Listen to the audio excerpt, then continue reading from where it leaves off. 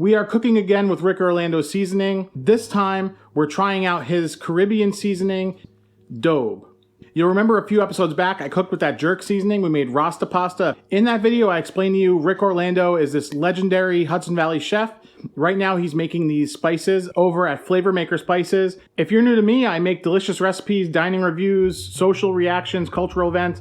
For more of that, hit subscribe, hit the bell, tell your friends. When I opened this Dobe seasoning and I smelled it, it reminded me of like Goya adobo, obviously Dobe. It's that Latino style seasoning. It says it right on there. The best thing to do is some pork. I have a cast iron skillet here to fit both of them. And I have my oven set to 425. Very simple. Salt and pepper, Dobe. Yeah, you can smell a lot of the spices that are in there. Let's see here. Salt, garlic powder, paprika, onion powder, cumin, oregano. Cumin definitely comes through. Annatto seed, extract, cornstarch. Cornstarch is a funny one. So our pork's there. I'm gonna just push that rub into the meat. This is where it's gonna pick up a lot of the flavor. And you see it kind of already started to color the pork, like in that area there. So we are ready. Our pan is nice and hot. I don't know if you can see this, but it's like wisping a little bit. That's how you know it's ready. We're gonna give a good coating of olive oil to the bottom of this pan just to get it started. And now go right in with our pork chops.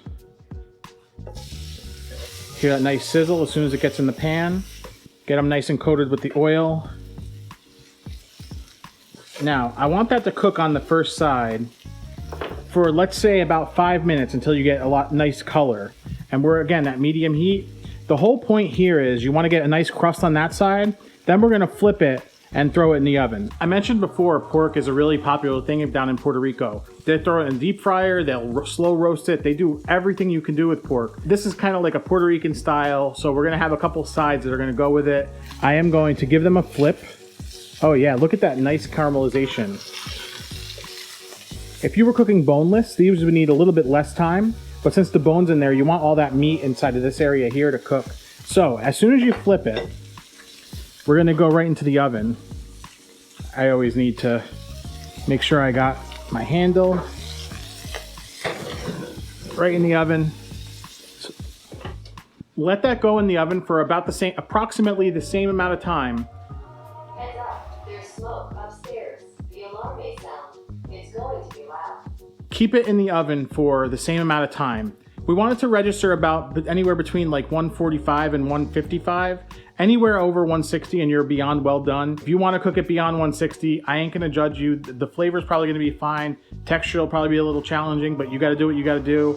The seasoning is the important part. If you don't have Rick Orlando seasoning, what's wrong with you? But you can also use Goya or anything else that you make up. I had to check the temperature because I don't trust myself. The rest is important. The temperature registered, it was 148, which is a little bit more than I actually wanted to go with that. So it is what it is. So we're gonna let those rest. In the meantime, we'll make a quick pan sauce. A little bit of chicken stock. The cool thing is we got a lot of the nice seasoning off of that pork. We don't wanna waste that. You can even see that it's very colored. It ain't gonna get like gravy thickness. It actually will get a little bit viscous, and this is gonna be perfect. Perfect. Once we're at this consistency here, we'll go right in with a little bit of butter. Now, you're probably on me for, adding butter and olive oil and pork. It seems like an unhealthy dish, but, this is like, you're spending the money on good meat. You want to make it actually sing a little bit. So you see that? Nice. Adding the butter at the end off the heat turns it into a nice, like, thick sauce. I made this kale sauteed with onion that is going to be the perfect bed for this. And then some tostones. Both of those videos are actually available here on the channel. I'll leave them in the description down below. Put your pork chop right on there. I have my nice little pan sauce. Just gonna drizzle right over our pork chop. And the way it curled up there, it left this nice little hole. A little more. There we go. I've been slaving over this for a few minutes now, so let's cut right in. You'll see that because we didn't cook this to like past 160, you got some nice juiciness there. I don't know if it reads on the camera. This is gonna be amazing. Can't wait to try it. Adobo and pork, the cumin, the garlic, onion, it all goes together perfectly. And the best thing about cooking it this way is, you see it cooks nice and evenly like that. And the closer you get to the bone, it's gonna be really, really moist. That's the best. I'm gonna have it with a little of this kale. Another great pairing, you got the onions. I was actually debating sauteing some onions in with the pork. I thought the seasoning would be just enough and a little bit of a pan sauce. That pan sauce is seeping into the pork. You can taste it. It's bringing the flavor along with it. So good. And of course, you gotta go with the classic combination here. When you go to Puerto Rico and you go to the beach, there's like street vendors on the side of the street, and you can get like tostones and pinchos, which are like pork that's grilled. So we're gonna go with the classic combination, tostones and pinchos here.